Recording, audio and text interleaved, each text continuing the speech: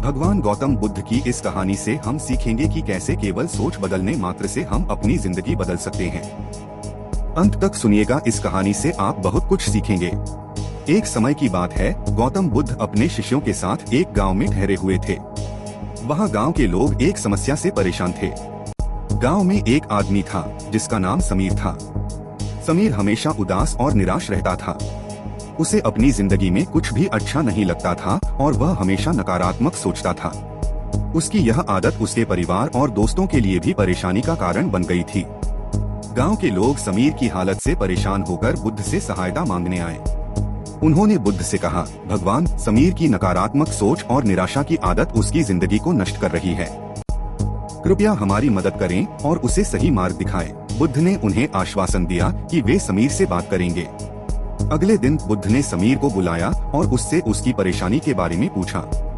समीर ने अपने दुख और निराशा की सारी कहानी बुद्ध को सुनाई। बुद्ध ने समीर को एक छोटी सी कहानी सुनाई। उन्होंने कहा, एक समय की बात है, एक आदमी था जो हमेशा अपने जीवन से दुखी और निराश रहता था। एक दिन वह एक ज्ञानी संत के पास गया और अपनी परेशानी बताई। संत ने उसे एक कांच का प्याला दिया और कहा कि इस प्याले को हमेशा अपने पास रखो और हर दिन उसमें थोड़ा थोड़ा पानी डालो। जब भी तुम उदास हो, इस प्याले को देखो और सोचो कि तुम्हारी उदासी इस पानी की तरह धीरे धीरे भर रही है। जब प्याला पूरा भर जाएगा तो उसे फेंक देना और एक नया प्याला लेना।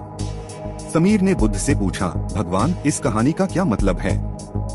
बुद्ध ने मुस्कुराते हुए कहा, इसका मतलब है कि तुम्हारी नकारात्मक सोच और उदासी भी उस पानी की तरह है। अगर तुम हर दिन अपनी सोच को थोड़ा थोड़ा बदलोगे और सकारात्मकता को अपनाओगे तो धीरे धीरे तुम्हारी जिंदगी बदल जाएगी। बुद्ध ने समीर को कुछ महत्वपूर्ण बातें सिखाई। एक, वर्तमान में जियो, अतीत की गलतियों और भविष्य की चिंता में खुद को मत उलझाओ। वर्तमान में जियो और हर पल का आनंद लो। 2, ध्यान और प्राणायाम। नियमित ध्यान और प्राणायाम से मन को शांत और संतुलित रखो। इससे तुम्हारी सोच में सकारात्मकता आएगी। 3, सकारात्मक सोच। नकारात्मक विचारों को पहचानो और उन्हें सकारात्मक सोच में बदलो। जैसे अगर तुम सोचते हो कि मैं यह नहीं कर सकता, तो इसे बदलकर मैं इसे कर सकता हूँ कहो। 4, कृतज्ञता। अपने जीवन में जो भी अच्छा है उसके लिए आभार प्रकट करो। कृतज्ञता से मन में खुशी और संतोष बढ़ता है। 5, समय का सदुपयोग। अपना समय उपयोगी कार्यों में लगाओ और खाली समय में अच्छे विचारों को अपनाओ।